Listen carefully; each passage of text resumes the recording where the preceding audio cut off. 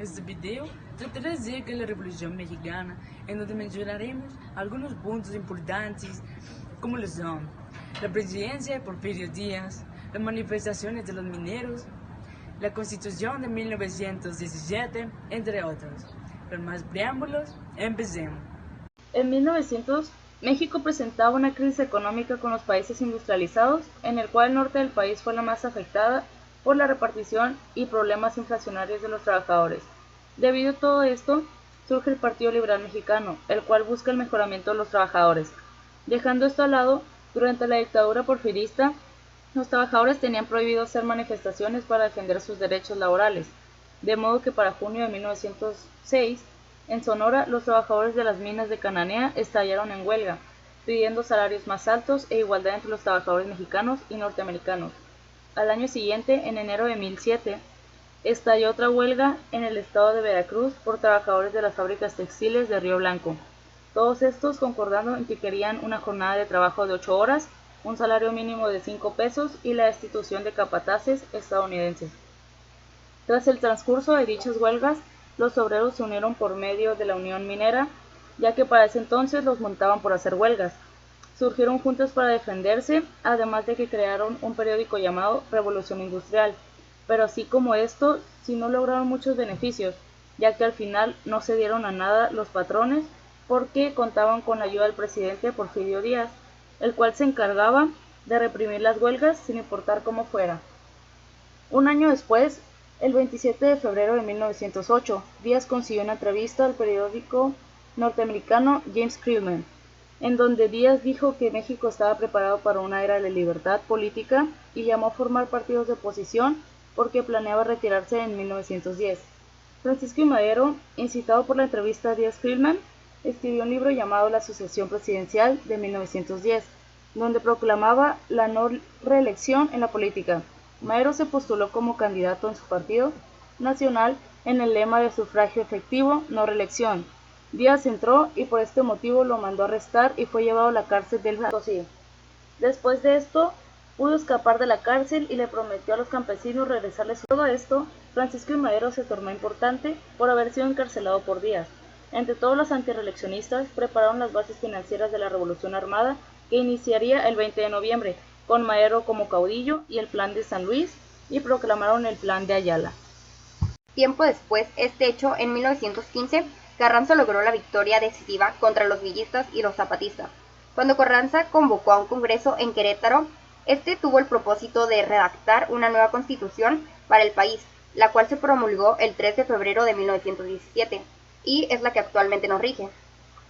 Tiempo después, en sí existieron dos tipos de grupos en esta época, que eran los radicales y los conservadores, que tenían unos más leves. Por ejemplo, para el 5 de febrero, Carranza convocó a un congreso en donde iba a dictar la nueva constitución y no iban a participar ni zapatistas ni villistas. Además, en este se agregaron los artículos 3, 127 y 130 para el beneficio de los campesinos. El general Cándido Aguilar, gobernador de Veracruz y yerno de Carranza, conocía bien la industria petrolera mexicana que se desarrollaba casi en su totalidad del territorio, y se encargaba de abastecer a la flota aérea y terrestre de los ejércitos que enfrentaban a los alemanes, y de modo que México formó parte de la contienda mundial. En los primeros 18 años del siglo XX surgió la Revolución Socialista, con Lenin al frente de dicha revolución. En 1917, que fue terrible para el campo mexicano ya que tuvieron pérdidas de cosechas y con la imposibilidad de importar granos se provocó hambre y siguieron guerras internas y epidemias. Para el 20 de abril de 1920 se firmó el Plan de Agua Prieta, desconociendo a Carranza como el presidente y nombrando a Adolfo de la Huerta como jefe interina del movimiento. La rebelión de Agua Prieta fue impulsada por Obregón, Calles y Huerta, logrando dominar y aniquilar al antiguo jefe constitucionalista. En el periodo de 1910 y 1917 hubo un movimiento armado en el que el gobierno estadounidense tuvo una participación en los últimos momentos de la dictadura. Mientras tanto, un momento en que Europa y México se encontraban en guerra, y por ello el gobierno estadounidense se vio obligado a cuidar un poco más su relación con México. Para 1914 ocuparon militarmente el puerto de Veracruz, pero Carranza los amenazó con volar los campos petroleros. Prácticamente les dijo que si no se iban, ellos iban a bombardear todo el lugar. y no les iba a quedar de otra más que controlarse. Con esto, más adelante los Estados Unidos tuvo una política con México ante la Primera Guerra Mundial, pero cuando esta llegó, se hizo una nueva. En el proceso de la Revolución Mexicana, en nuestro país había una confrontación entre el grupo de Villa y Zapata contra el grupo carrancista. Por lo tanto, no había un solo gobierno, ya que existía el gobierno de la Convención y el encabezado por Carranza. Este tenía como aliado al gobernador de Veracruz, Cándido Aguilar, el cual, durante este transcurso, el gobierno de Alemania le propuso a México que se aliara a él. Pero obviamente México no aceptó y sería un punto de negociación con países externos.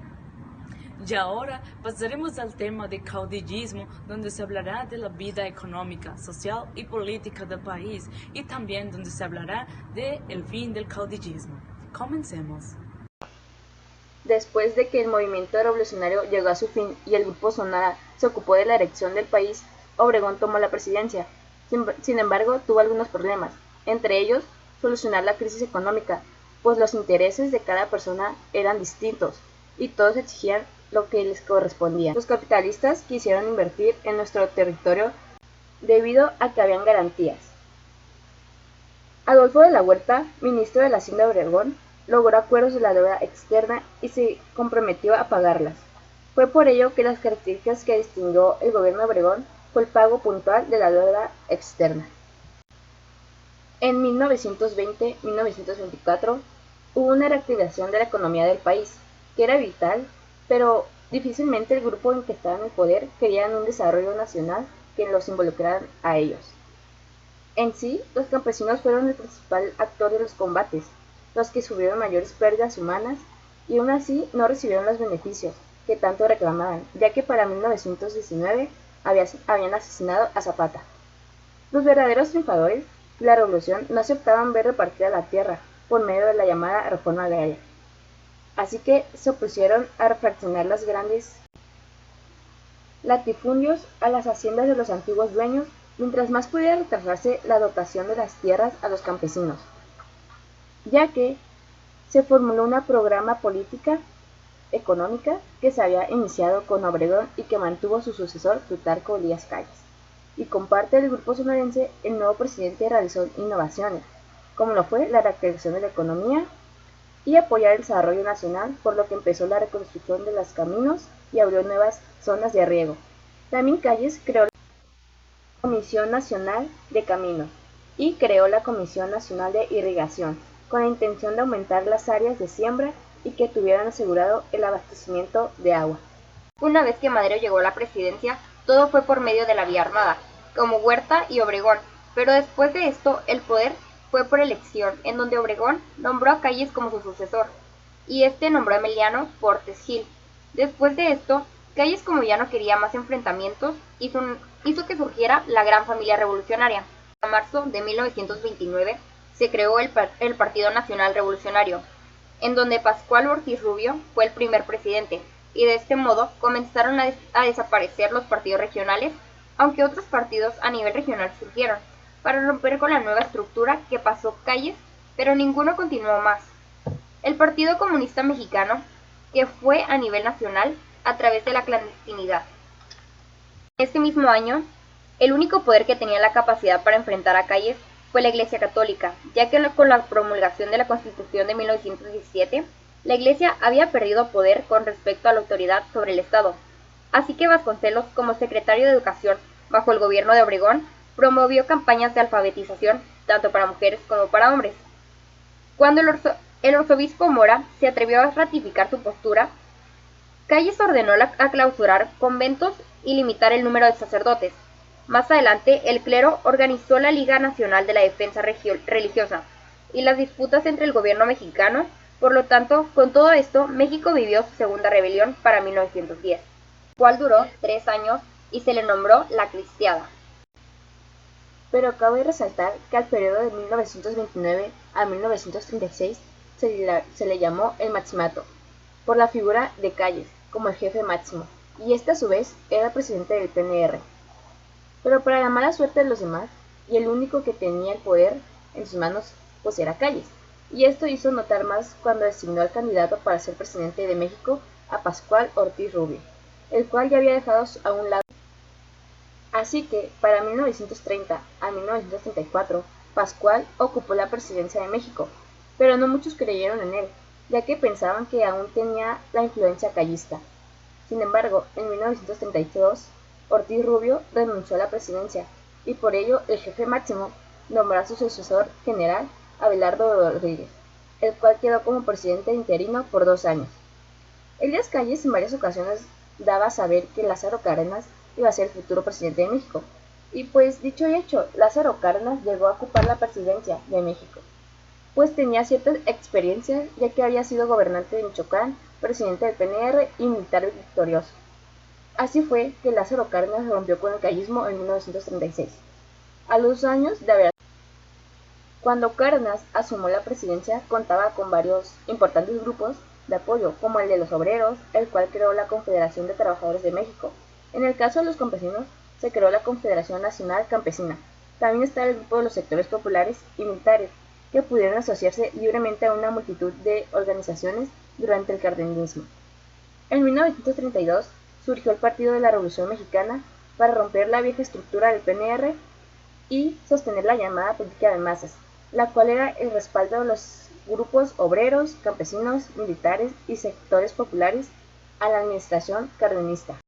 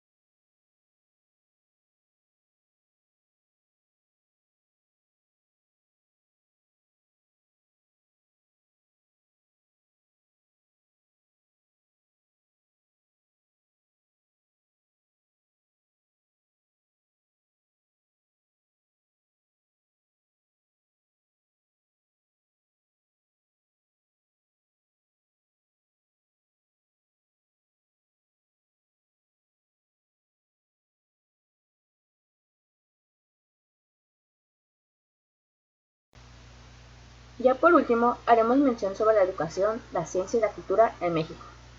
Durante el gobierno de los sonorenses, incluido el Maximato, hicieron campañas para la educación y a más regiones. Vasconcelos la inició con propuestas de alfabeto, pan y jabón, con diversas localidades con misiones culturales. También Vasconcelos floreció en modalidades artísticas innovadoras, entre pintores, escritores y músicos. Específicamente en la pintura estaba Diego Rivera y José Clemente Orozco, que en algunos murales pintaron a personajes de la historia de México, como a Morelos, a Hidalgo, a Benito Juárez, entre otros. Y los principales músicos que promovieron el nacionalismo mexicano, como lo hizo Manuel Ponce, Blas Galindo, José Rolón, Carlos Chávez y las literaturas mexicanas también están presentes, que criticaban los excesos y las deformaciones de la Revolución Mexicana. Estos escritores fueron Mariano Acuela, Martínez Ruiz y José Vasconcelos.